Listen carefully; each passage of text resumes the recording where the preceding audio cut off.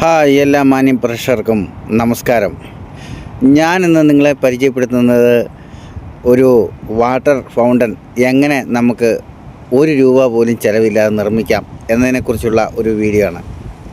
അപ്പോൾ കഴിഞ്ഞ ദിവസം ഞാൻ ഇതിനെക്കുറിച്ചൊരു ഇൻട്രഡക്ഷൻ വീഡിയോ ഇട്ടിരുന്നു.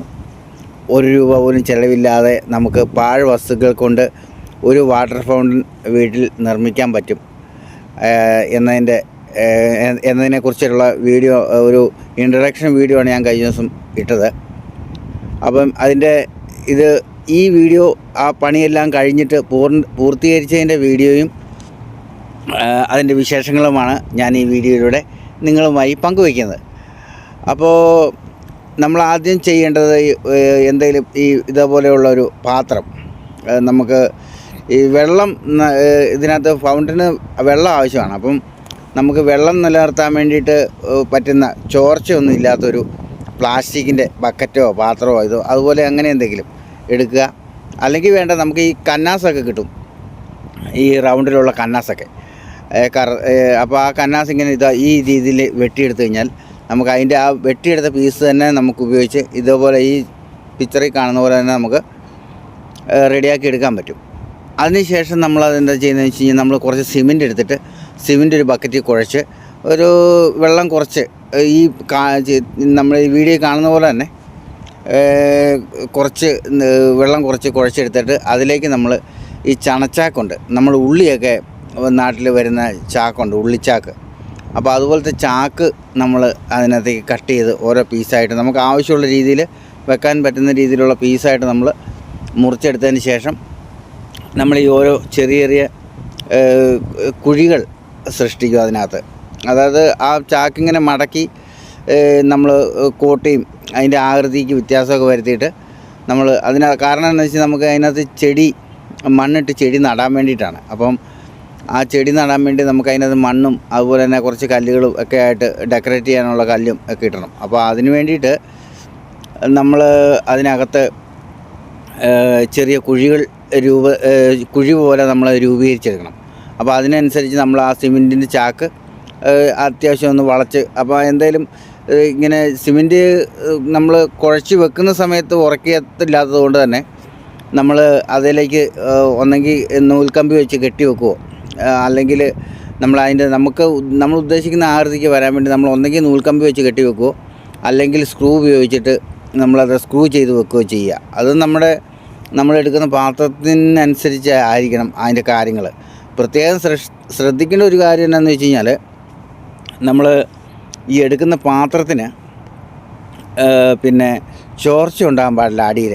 കാരണം നമ്മൾ ഇതിനകത്തേക്ക് മോട്ടർ ഇറക്കി വെക്കുന്നുണ്ട്. ആ മോട്ടർ ഇറക്കി വെക്കുന്ന സമയത്ത് ഈ വെള്ളം നിറച്ചിട്ട് വേണം വെക്കാൻ. അപ്പം നമ്മൾ ആ വെള്ളം നിറച്ച് കഴിയുമ്പോഴത്തേക്കും ആ പാത്രത്തിൻ്റെ അടിഭാഗത്തിന് എന്തെങ്കിലും ചോർച്ച ഉണ്ടെങ്കിൽ പിന്നെ നമ്മൾ ഒഴിക്കുന്ന വെള്ളം മുഴുവൻ നമുക്ക് വീട്ടിൽ തറയിലും അവിടെയൊക്കെ ആവും, നമ്മൾ ഉദ്ദേശിക്കുന്ന ആ ഒരു കാര്യങ്ങൾ നടക്കാതെ വരും. അപ്പോൾ അതുകൊണ്ട് പ്രത്യേകം ശ്രദ്ധിക്കുക. നമ്മൾ അതിൻ്റെ എടുക്കുന്ന പാത്രത്തിൻ്റെ അടിഭാഗം നമുക്കൊരു 10-15 ലിറ്റർ വെള്ളമെങ്കിലും കൊള്ളുന്ന രീതിയിലുള്ളൊരു പാത്രമായിരിക്കണം, അത് ചോർച്ചയില്ലാത്തതായിരിക്കണം. അപ്പോൾ അത്രയേ ഉള്ളൂ. അപ്പോൾ പിന്നെ ഞാനിതെല്ലാം റെഡിയാക്കിയതിന് ശേഷം ഇത് ഉണങ്ങി 2 ദിവസം ഉണങ്ങാൻ വെച്ചു. ഉണങ്ങാൻ വെച്ചതിന് ശേഷം ഞാൻ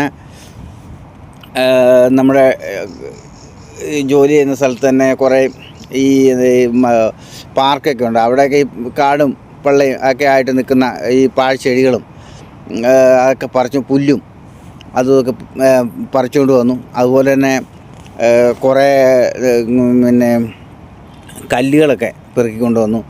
ഈ മണൽ പോലെയുള്ള സ്ഥലങ്ങളിൽ ഈ നമ്മൾ പുഴയിൽ ഒഴുകി വരുന്ന കൂട്ടൊക്കെ കല്ലൊക്കെ ഉണ്ട്. ഈ എന്താ പറയുക, ഈ ബിൽഡിങ്ങിനൊക്കെ മണൽ കൊണ്ടിറക്കുമ്പോൾ അതിനകത്തൊക്കെ വലിയ കല്ലും ചെറിയ കല്ലും ഒക്കെ കാണും.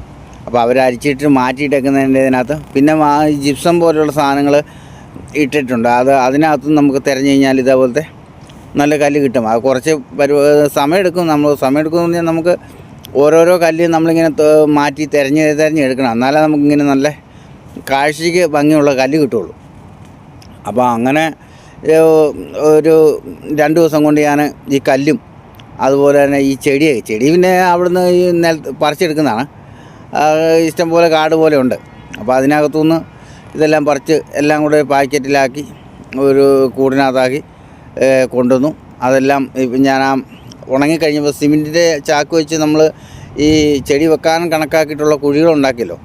അപ്പോൾ അതെല്ലാം ഉണങ്ങി. അപ്പോൾ അതിനകത്തേക്ക് മണ്ണ് നിറച്ച് അതിലേക്ക് ഈ ചെടി നമ്മൾ മണ്ണോട് കൂടിയിട്ടാണ് പറിച്ചുകൊണ്ട് വന്നത്.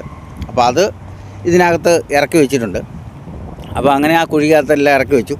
അതിനുശേഷം നമ്മൾ ഈ വാട്ടർ പമ്പ് എല്ലാം സെറ്റ് ചെയ്തതിന് ശേഷം അതിനകത്ത് നമ്മൾ പൈപ്പ്, ആ വാട്ടർ പമ്പിൻ്റെ അറ്റത്ത് പൈപ്പ് നമ്മൾ ഓരോ ഭാഗത്ത് എവിടെയൊക്കെയാണ് നമുക്ക് വെള്ളം ആവശ്യമുള്ളത് അപ്പോൾ അതിനൊക്കെ കണക്കാക്കിയിട്ട് എവിടെ നിന്നൊക്കെ ഒഴുകി വരണം എന്നുള്ളത് നമ്മളാണ് ഉണ്ടാക്കുമ്പം നമ്മൾ തീരുമാനിക്കുന്നത്. വെള്ളം എങ്ങനെ ഒഴുകി വരണം, എവിടെ നിന്ന് ഒഴുകി വരണം. അപ്പോൾ എന്തായാലും ഏറ്റവും മുകൾ വശത്താണ് വെള്ളം എത്തിയാലാണ് നമുക്ക് താഴേക്ക് പുഴയിൽ നിന്ന് വെള്ളച്ചാട്ടം പോലെ താഴേക്ക് പതിക്കുകയുള്ളൂ. അപ്പോൾ അതിന് കണക്കാക്കിയിട്ടുള്ള സംഗതികളാണ് നമ്മൾ ചെയ്തുകൊണ്ടിരിക്കുന്നത്. പിന്നെ അതിൻ്റെ ഭംഗിക്ക് വേണ്ടിയിട്ട് ആ ഒരു പിന്നെ നമ്മുടെ ഈ ഫൗണ്ടൻ്റെ ഭംഗിക്ക് വേണ്ടിയിട്ട് നമ്മൾ കുറച്ച് ചെറിയൊരു വീടും ഒക്കെ അതിനോട് അനുബന്ധിച്ചുണ്ടാക്കി.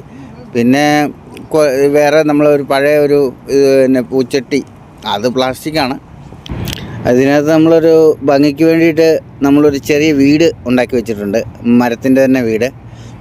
സത്യത്തിൽ ഈ വീട് നമ്മൾ ശരിക്കും നമ്മൾ കാട്ടിലൊക്കെ ഉള്ള റിസോർട്ടിലൊക്കെ ഉള്ള പിന്നെ നമുക്ക് താമസിക്കാൻ പറ്റുന്ന വീടുകളുണ്ട് റിസോർട്ടിലുള്ള. അപ്പോൾ ആ രീതിയിലാണ് അത് ഉണ്ടാക്കിയേക്കുന്നത്. അപ്പോൾ അതും കാണാൻ നല്ല ഭംഗിയുണ്ട്. പിന്നെ ഞാൻ ഇതിനകത്ത് ഉപയോഗിച്ചിരിക്കുന്ന ഈ ചെടികളെല്ലാം തന്നെ നമ്മൾ മണ്ണിൽ നിന്നും അതുപോലെ അതിൻ്റെ വേരോടുകൂടി പറിച്ചുകൊണ്ട് വന്ന് വെച്ചേക്കുന്നതാണ്. അപ്പോൾ അതുകൊണ്ട് തന്നെ ഈ മണ്ണ് ഇതിനകത്തും നമ്മൾ ഈ മണ്ണോടുകൂടി തന്നെ വെക്കാൻ പറ്റുന്ന രീതിയിലാണ് ആ ചാക്കൊക്കെ സിമെൻറ്റിൽ കുഴച്ച് ആ മണ്ണ് വെക്കാൻ പറ്റുന്ന രീതിയിലുള്ള കുഴികളൊക്കെ ഉണ്ടാക്കി വെച്ചേക്കുന്നത്. അപ്പോൾ അതുകൊണ്ട് തന്നെ ഈ നമ്മൾ വെള്ളം നനച്ച് കൊടുത്ത് കഴിയുമ്പോൾ ഓട്ടോമാറ്റിക്കായിട്ട് അത് പച്ചപ്പ് വരും, ഉണങ്ങിപ്പോകത്തില്ല. ഉണങ്ങിപ്പോകാതെ തന്നെ നല്ല എപ്പോഴും ഗ്രീനി ആയിട്ട് തന്നെ ഇരിക്കും. അപ്പോൾ അതാണ് അതിനൊരു പ്രത്യേകത.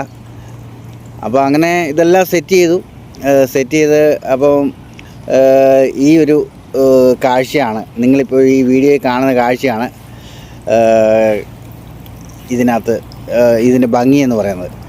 സത്യത്തിൽ ഇത്രയും ചെയ്ത് കഴിഞ്ഞപ്പം ഞാൻ തന്നെ എന്താ പറയുക, എനിക്ക് തന്നെ ഈ വീഡിയോ കണ്ടു കഴിഞ്ഞപ്പം ഇത് ഇത്രയും ഭംഗിയുള്ള ഒരു സംഗതി ആയല്ലോ എന്നുള്ളൊരു അതിശയം വന്നു. കാരണം ഞാൻ ഉദ്ദേശിച്ചതിലും വളരെയധികം ഭംഗിയായി ഈ വാട്ടർ ഫൗണ്ടൻ. അപ്പോൾ ഇത് കാണുന്ന നിങ്ങൾക്ക് എങ്ങനെയാണ് ഫീൽ ചെയ്യുന്നത്, നിങ്ങളുടെ അഭിപ്രായം കമൻറ്റിലൂടെ അറിയിക്കുക. അപ്പോൾ എല്ലാവരും ലൈക്ക് ചെയ്യുക, കമൻറ്റ് ചെയ്യുക, സബ്സ്ക്രൈബ് ചെയ്യുക, മറ്റുള്ളവർക്ക് കാണാൻ വേണ്ടി ഷെയർ ചെയ്യുക. അപ്പോൾ ഓക്കെ, അപ്പോൾ വീണ്ടും അടുത്ത വീഡിയോ വരുന്നവരേക്കും എല്ലാവർക്കും നന്ദി, നമസ്കാരം. പിന്നെ ഒരു കാര്യം പറയാൻ വിട്ടുപോയി. എല്ലാവർക്കും happy Christmas and happy new year.